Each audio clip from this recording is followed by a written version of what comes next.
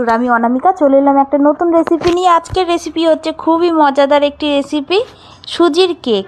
হ্যাঁ, সুজির কেক বন্ধুরা দারুণ সফট হয়, খুব সুন্দর হয়, আর সত্যিই বেশি সময় লাগে না, খুব তাড়াতাড়ি হয়ে যায়। তোমরা জল ফুটতে দিয়ে, চায়ের জল ফুটতে দিয়ে এই কেকটা ইজিলি বানিয়ে নিতে পারো, এত সহজভাবেই তৈরি হয়ে যায়। তাহলে চলো শুরু করা যাক। এই যে একটা মিক্সি জার নিয়ে নিলাম, মিক্সি জারের মধ্যে আমি এখানে হাফ কাপ টক দই নিয়ে নিচ্ছি। এই কাপের টক দই নিয়ে নিচ্ছি। টক দইটা নর্মাল টেম্পারেচারে ছিল, ফ্রিজে ছিল, সেখান থেকে কিছুক্ষণ আগে বার করে রেখেছিলাম, কারণ ঠান্ডা দই দেওয়া যাবে না। এরপর আমি 1 কাপ সুজি নিচ্ছি, 1 কাপ সুজি আর হাফ কাপ টক দই। মেজারমেন্টটা খুবই ইম্পর্টেন্ট, যেটা মাথায় রাখতে হবে। ঠিকঠাক মেজারমেন্ট হলে ঠিকঠাক কেক তৈরি হবে। এরপর ঢাকা দিয়ে দিলাম, ঢাকা দিয়ে এরপর দেখো একটু পেস্ট বানিয়ে নিয়েছি। কারণ পেস্টটা বানিয়ে নিয়েছি এই কারণে, সুজিটাকে একটু ঘুরিয়ে নিতে হয় শুকনো অবস্থায়। আমার যেহেতু দই দিয়েছি তাই দই সমেত একসঙ্গে ঘুরিয়ে নিলাম, যার ফলে আরও সফট হবে। তারপর একটা পাত্রের মধ্যে ঢেলে রাখছি। এরপর নিয়ে নিচ্ছি মানে গুঁড়ো চিনি না, ময়দা, হাফ কাপ ময়দা। হাফ কাপ ময়দা দিয়ে দিলাম, সবগুলো মিশিয়ে দিলাম। এরপর হাফ কাপ দুধটা হচ্ছে নর্মাল টেম্পারেচারে মানে নর্মাল দুধ নিতে হবে। দুধ নিয়ে ভালো করে মিশিয়ে দিতে হবে। এরপর ভালো করে মিশিয়ে দেওয়ার পর আমি তেল দিচ্ছি, 1/3 কাপ তেল, মানে 3 ভাগের 1 ভাগ তেল নেবে, এরকম তেল নেবে। তেলের পরিবর্তে তোমরা এখানে বাটার ইউজ করতে পারো। আর এখানে হাফ কাপ চিনি, মানে হাফ কাপ চিনিটা যেরকম খাবে সেরকম, অবশ্যই বেশি চিনি দেবে না। 1 কাপ সুজি হলে 1 কাপের বেশি কিন্তু চিনি দেওয়া যাবে না।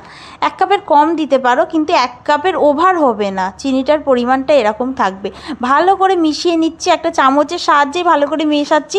এরপর সামান্য লবণ দিলাম, কারণ মিষ্টি জিনিসে একটু লবণ দিতেই হবে, তবে স্বাদটা খোলে। এরপর 1 চামচ বেকিং পাউডার আর হাফ টিস্পুন বেকিং সোডা সব কিছু দিয়ে দেব। এই মানে একটা ছোট চামচের 1 চামচ বেকিং পাউডার, হাফ চামচ বেকিং সোডা আর সামান্য দুধ দিয়ে এটাকে অ্যাক্টিভেট করে নেব। এরপর আমি ভালো করে মিশিয়ে নিচ্ছি। দেখো বেশ একটা গ্যাজা গ্যাজা ভাব উঠে গেছে। এটাকে দিয়ে ভালো করে একেবারে মিশিয়ে নিচ্ছি। এটাকে একটা থকথকে একটা সুন্দর জিনিস তৈরি হয়ে গেছে। এরপর আমি ঘরেই টুটি ফুটি বানিয়েছিলাম, এর ভিডিও আমি তোমাদের ছোট্ট করে একটা ভিডিও দিয়েছিলাম না, সেই টুটি ফুটি রেখে দিয়েছিলাম। এই টুটি ফুটির মধ্যে সামান্য একটু ময়দা দিয়ে দেবে, নাহলে টুটি ফুটিগুলো নিচে বসে যাবে, মানে যে একটা কেক টিনের মধ্যে নিচে বসে যাবে, কেকটাও ওপরে চলে আসবে। সেই জন্য সামান্য ময়দা দিয়ে দেবে। এরপর একটা আমি কেক টিন নিয়ে সামান্য তেল দিয়ে ওপরে একটু ময়দার গুঁড়ো ছড়িয়ে দিলাম। এটা করলে কি হবে, তোমার আর বাটার পেপার লাগবে না। এই যে হয়ে গেল কেকের আগে যেটা হয় ফরম্যাট, সেটা করে নিলাম। এরপর আমি কেকের যে ব্যাটারটা রেডি করেছি সেটা ঢেলে দিলাম। ঢেলে দিয়ে ভালো করে ঢেলে দিয়ে এটাকে এরপর আমি এর ওপর থেকেও আমি একটু টুটি ফুটি ছড়িয়ে দেব, যেটা দেখতে আরও সুন্দর লাগবে, দেখতে ভালো লাগবে। এরপরে এর মধ্যে তুমি একটু ড্রাই ফ্রুটসও দিতে পারো, আমি শুধু টুটি ফুটি দিয়েছি। এরপরে গ্যাসেই আমি করব। আগে প্রিহিট করে নিয়েছিলাম কড়াটাকে, তারপরে নর্মাল মিডিয়াম হিটে আমি 20 মিনিটের মধ্যেই কেকটা রেডি হয়ে গেছে।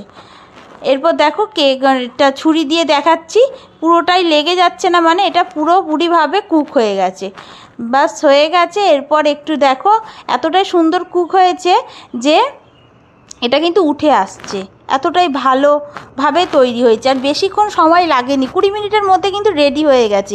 আমি ভাবলাম আধ ঘন্টা রেখে দিতে হবে, না, এরকম কত সুন্দর হয়েছে।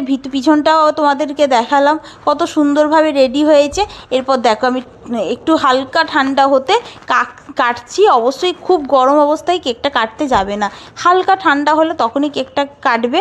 দারুণ হয়েছিল বন্ধুরা, গরম গরম না, একটু গরম চায়ের সঙ্গে এই কেক কিন্তু দারুণ মজাদার লাগবে। আর দেখো কেকের ভিতরটা দেখাচ্ছি তোমাদের, কত সুন্দর হয়েছে না? কেমন হয়েছে অবশ্যই জানাবে, আর অবশ্যই বাড়িতে একবার চেষ্টা করবে।